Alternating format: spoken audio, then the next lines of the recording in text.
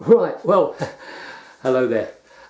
As I said in the previous video, I will show you how I do my rosette, and that's what this one is all about. So you can see on this flat top mandolin, I've done my dot and diamond rosette. I say my dot and diamond rosette because I've done it so many times. But of course, when you look back at historic instruments, it's a motif that's a fairly traditional design. I remember first seeing this when I worked in the London Guitar Gallery back in the 70s on a Louis Panormo guitar that I had the chance to examine, and that was made in the 1800s. And of course, the design goes back even further than that. There's a guitar made by Stradivari in the Ashmolean Museum in Oxford, which uses this design around its rosette. And indeed, we were fortunate enough to go to the Stradivari Museum in Cremona a number of years ago, and there's a beautiful violin there, the Helio violin I think it's called, which was made I think in 1679, and Strad uses this design all the way around his instrument. So Google that one, it's an absolute beautiful instrument. That's my take on the dot and diamond motif, but as I say, can't claim it as my own design. It's really a traditional design used back for hundreds of years on stringed instruments. So how's it made? I always thought that the dots and the diamonds were actually inlaid into something, but of course what happens is you cut a groove in the soundboard, you glue in place the dots and the diamonds, and then you fill around it. Obviously they would have used some kind of mastic, probably made from wood dust, etc. These days, of course, we're fortunate enough to be able to do something like that with epoxy resin and pigment. So without further ado, I'll show you how I got to this stage.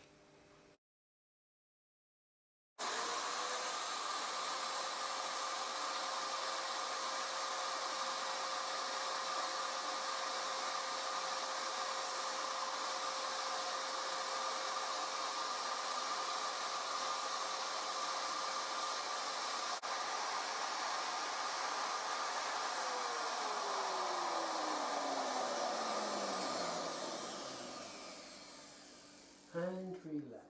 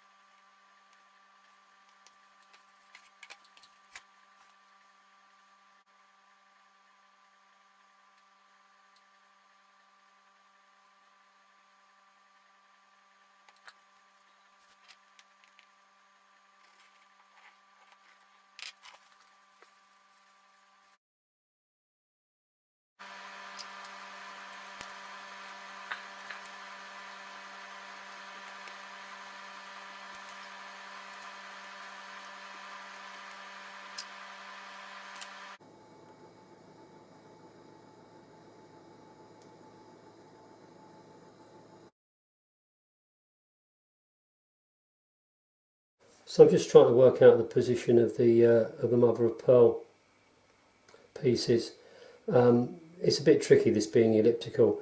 I mean, if it was a circle, you could just divide up the circle into however many degrees and it'd be fairly straightforward.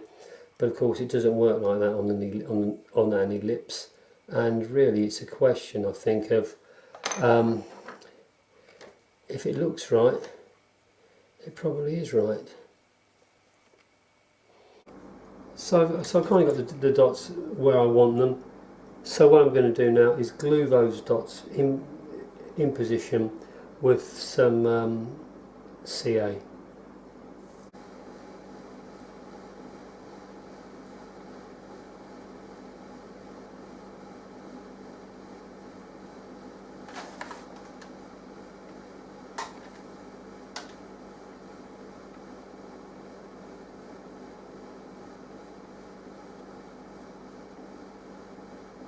So I've glued the dots in with the CA. What we really want to do now is put the diamonds in place and check that they all look everything looks okay, and then if I'm happy I can glue the diamonds in place.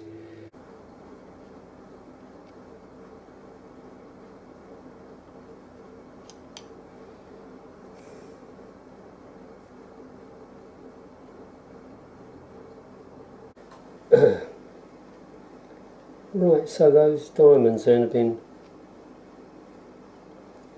glued down with some epoxy with a black pigment in, so I'll let that harden off and then do all of the filling around it. So you can see that the dots and the diamonds have been successfully glued into place. Happy with the location of all of those. I don't know if you can see it. That line there and that line there represent the edges of the fretboard, and they just cut through the tip of these diamonds. And of course, if you're doing a pattern like this where it's symmetrical, it's really important that things like these diamonds line up on both sides with the fretboard. Otherwise, when you look at it, it's going to be glaringly obvious that something is wrong. So what I've got to do now is fill in all of those gaps.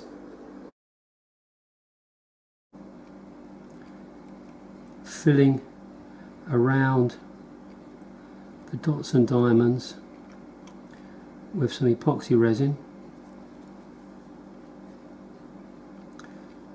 with a black earth pigment.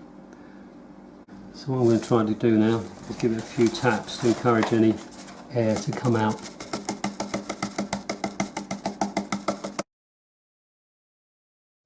So the epoxy is set. So now I'll peel off the tape and start the clean-up operation.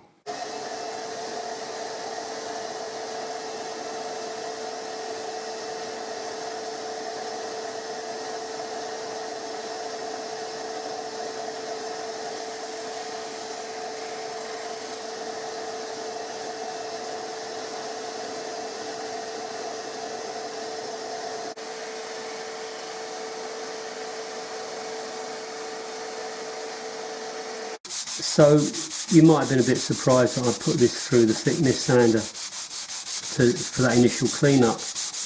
But of course, when you're trying to sand something that's incredibly hard, which is inlaid in something which is incredibly soft, there's a tendency to remove too much here and not enough here, and you end up with a kind of a hump over the rosette. So that helps to eliminate that. I'm just doing some fine cleaning up now with the with a fine abrasive. So there you go, the finished rosette. Just put a coat of shellac on it so the pearl really kind of pops and you know, sort of shines. So that'll go back into the jig now, and I'll cut out the sound hole. Well, I hope you found that of some interest, and again, thanks for taking the time to actually watch the video. I think I've got some Claro walnut to work on now, so I'll see you in the next one. So you take care, and yeah, keep safe. Cheers.